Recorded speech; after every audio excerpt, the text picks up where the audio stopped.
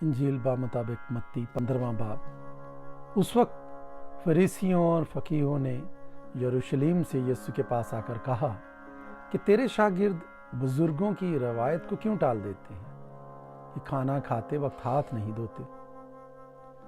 उसने जवाब में उनसे कहा कि तुम अपनी रवायत से खुदा का हुक्म क्यों टाल देते हो, क्योंकि खुदा ने फरमाया है तो अपने बाप की और अपनी माँ की इज्जत करना, और जो बाप या माँ को बुरा कहे वो ज़रूर जान से मारा जाए।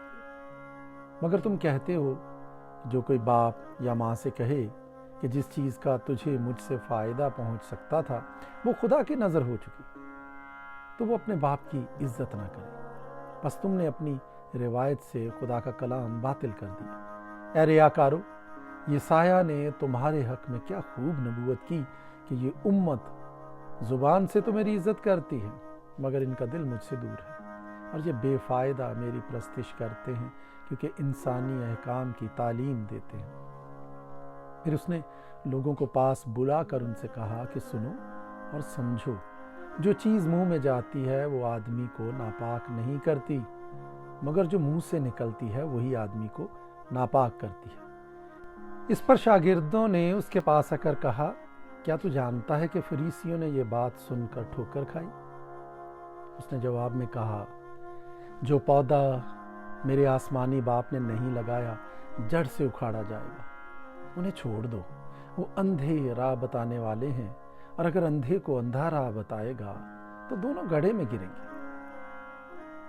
पतरस ने जवाब में उससे कहा, ये तमसील हमें समझा दे। उसने कहा, क्या तुम भी अब तक बेसमझ हो? क्या नहीं समझते कि जो कुछ मुंह में जाता है वो पेट में पड़ता और मजबले में फेंका जाता है, मगर जो बातें मुंह से निकलती हैं वो दिल से निकलती हैं, और वही आदमी को नापाक करती हैं, क्योंकि बुरे ख्याल, खून रेजियाँ, ज़िनाकारियाँ, हरामकारियाँ, चोरियाँ, झूठी गवाहियाँ, बदगोइयाँ दिल ही से निकलती हैं। यही बातें हैं जो आदमी को नापाक करती हैं, मगर बगैर हाथ धोए खाना खाना आदमी को नापाक नहीं करता। फिर यीशु वहाँ से निकलकर सूर और सैदा के इलाके को रवाना हुआ, और देखो एक केनानी औरत उन सरहदों से निकली और पुकार कर कहने लगी, ए खुदावंद इब्ने दाऊद, मुझ पर रहम कर। एक बदरूह मेरी बेटी को बहुत सताती है। मगर उसने उसे कुछ जवाब ना दिया, और उसके शागिर्दों ने पास आकर उससे ये अर्ज की कि उसे रुखसत कर दे, क्योंकि वो हमारे पीछे चिल्लाती है। उसने जवाब में कहा कि मैं इस्राएल के घराने की खोई हुई भेड़ों के सिवा और किसी के पास नहीं भेजा गया। मगर उसने आकर उसे सिजदा किया और कहा, ए खुदावंद मेरी मदद कर। उसने जवाब में कहा, लड़कों की रोटी लेकर कुत्तों को डाल देना अच्छा नहीं। उसने कहा, हाँ खुदावंद, क्योंकि कुत्ते भी उन टुकड़ों में से खाते हैं जो उनके मालिकों की मेज से गिरते हैं। इस पर यीशु ने जवाब में उससे कहा, ऐ औरत, तेरा ईमान बहुत बड़ा है, जैसा तू चाहती है तेरे लिए वैसा ही हो। और उसकी बेटी ने उसी घड़ी शिफा पाई। फिर यीशु वहाँ से चलकर गलील की झील के नज़दीक आया और पहाड़ पर चढ़कर वहीं बैठ गया, और एक बड़ी भीड़ लंगड़ों, अंधों, गूंगों, टुंडों और बहुत से और बीमारों को अपने साथ लेकर उसके पास आई, और उनको उसके पाँव में डाल दिया, और उसने उन्हें अच्छा कर दिया। चुनाचे जब लोगों ने देखा कि गूंगे बोलते, टुंडे तंदुरुस्त होते और लंगड़े चलते फिरते और अंधे देखते हैं, तो ताज्जुब किया और इस्राएल के खुदा की तमजीद की। और यीशु ने अपने शागिर्दों को पास बुलाकर कहा, मुझे इस भीड़ पर तरस आता है, क्योंकि ये लोग 3 दिन से बराबर मेरे साथ हैं और उनके पास खाने को कुछ नहीं, और मैं उनको भूखा रुखसत करना नहीं चाहता, कहीं ऐसा ना हो कि राह में थक कर रह जाएं। शागिर्दों ने उससे कहा, बियाबान में हम इतनी रोटियां कहाँ से लाएं कि ऐसी बड़ी भीड़ को सैर करें? यीशु ने उनसे कहा, तुम्हारे पास कितनी रोटियां हैं? उन्होंने कहा, 7 और थोड़ी सी छोटी मछलियां। اس نے لوگوں کو حکم دیا کہ زمین پر بیٹھ جائیں اور ان 7 روٹیوں اور مچھلیوں کو لے کر شکر کیا اور انہیں توڑ کر شاگردوں کو دیتا گیا اور شاگرد لوگوں کو، اور سب کھا کر سیر ہو گئے اور بچے ہوئے ٹکڑوں سے بھرے ہوئے 7 ٹوکرے اٹھائے، اور کھانے والے سوا عورتوں اور بچوں کے 4000 مرد تھے۔ پھر وہ بھیڑ کو رخصت کر کے کشتی میں سوار ہوا اور مگدن کی سرحدوں میں آ گیا۔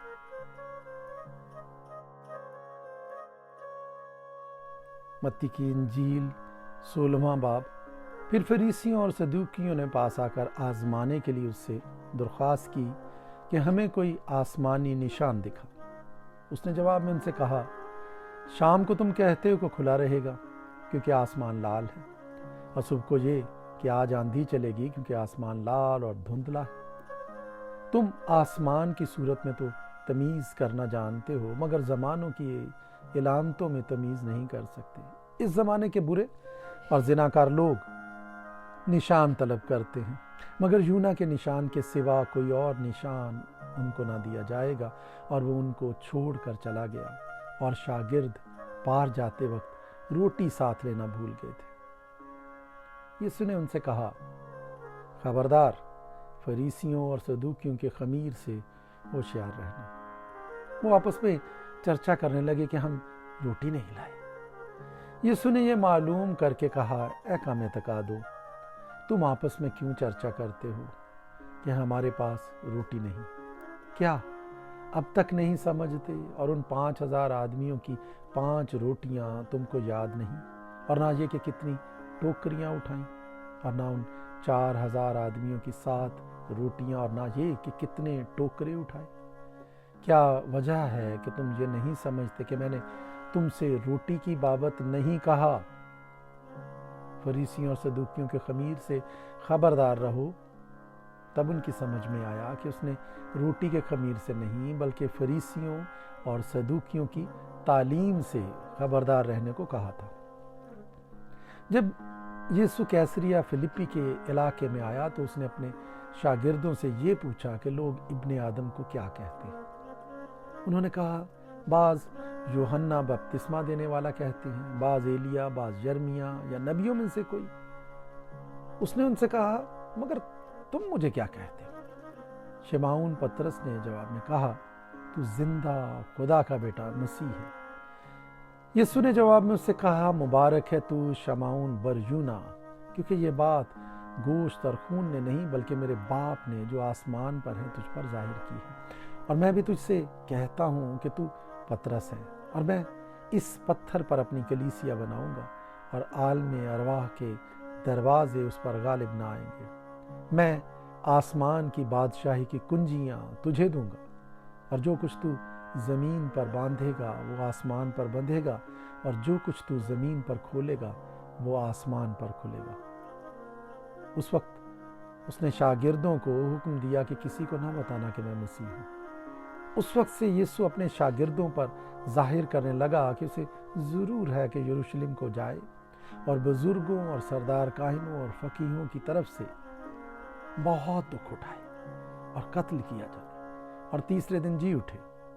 اس پر پطرس اس کو الگ لے جا کر ملامت کرنے لگا کہ اے خداوند، خدا نہ کرے یہ تجھ پر ہرگز نہیں آنے کا۔